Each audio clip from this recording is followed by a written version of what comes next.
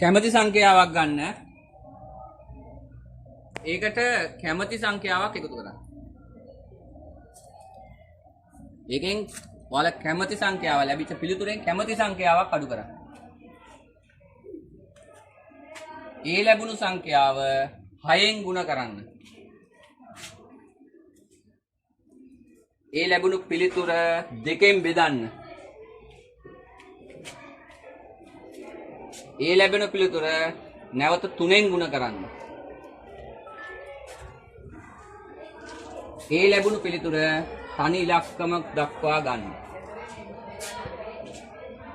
ඒකට කියන්නේ ඉලක්කම් දර්ශකය කියලා. තනි ඉලක්කමකට ගන්න.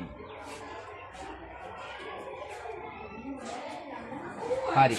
ඒ ලැබුණු සංඛ්‍යාවට 45ක් එකතු කරන්න.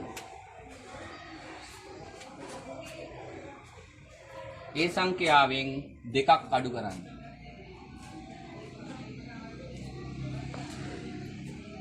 මම දැන් කියනවා ලැබුණු උත්තරේ 52. ඔය කලන්නේ බෑ හරි කියනවා.